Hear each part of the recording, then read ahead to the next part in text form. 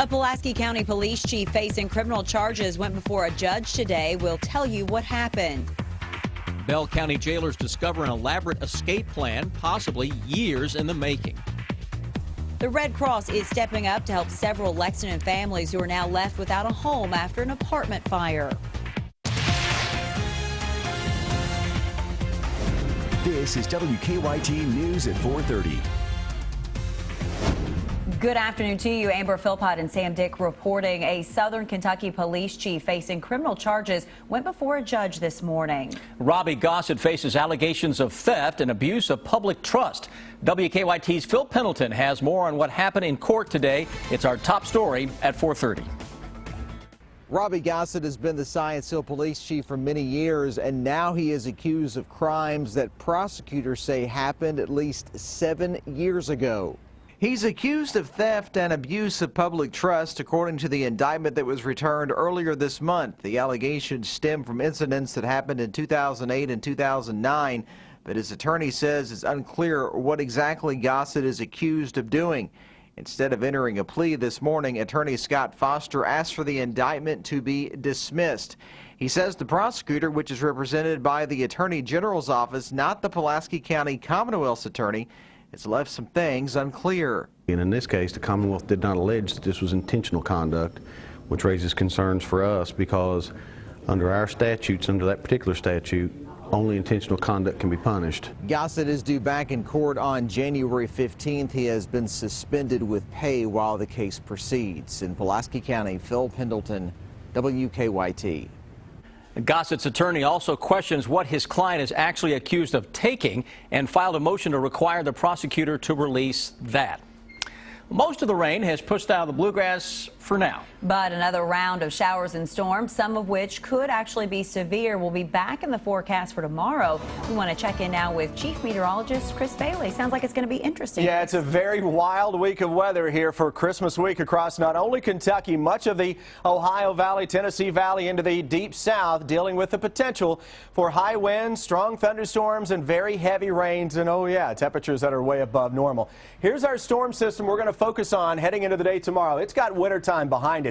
But for us, it's going to pull up a lot of moisture from the Gulf of Mexico. That arrives second half of tomorrow into tomorrow night. That'll be our chance for severe thunderstorms and very high winds. Defender radar network now, not as busy as what we were starting out the day with when we had all kinds of showers and thunderstorms. How about your future Defender? We look through the evening and overnight. Notice how now we start to pick up on a couple of showers and storms developing into the early part of tomorrow. Severe storm threat coming our way second half of tomorrow into tomorrow night. Rounds of heavy rain on the way could cause some local high water issues over the next 4 or 5 days. And any one day may also have near record high temperatures throughout the entire region. We'll come back and break down that severe weather threat and possible high water threat here, guys, in just less than 10 minutes.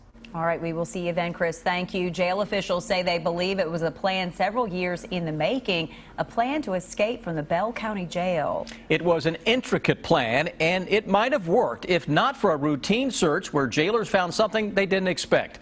Caleb Noe shows us how the escape plan hit a brick wall. Officials say they found this piece of concrete chiseled out of the wall in one of the cells at the Bell County Jail, and as you can see, it's pretty thick and heavy. It was found in a well-hidden place, under a bunk behind a drawer. They think it was chiseled off by several inmates starting years ago. Over the course of several people going in and out of the facility and saying, here, this is what we've gotten started. Up to you all to finish it, and good luck. Hope everything works out and it does you some good. However, Jailer Ferguson says they would have had to dig through about 2 more feet of brick and stone to see daylight, making the escape plan virtually impossible. They have not charged anyone in connection with this, and they say it may be difficult to do so since they believe it happened over the course of many years. In Bell County, Caleb Noe, WKYT. Ferguson says he's proud of his jailers for finding that piece of concrete in such an unlikely place. Police were called to the scene of a fatal crash this afternoon on Interstate 65 at mile marker 96 just north of Elizabethtown. One person was killed in the crash when a car and a semi collided. The victim's name has not been released. We'll continue to update that story as we get more information in. An apartment fire has left several families without a home, and a Lexington woman is recovering after being burned. Now the Red Cross is stepping in to help. Firefighters heard screams for help when they arrived at the building in the Glen Eagles Apartments last night on Polo Club Boulevard. They were able to pull a woman inside one of those units to safety, but she did have to go to the hospital for burns. Firefighters say the sprinkler system helped keep the fire from spreading throughout the whole building.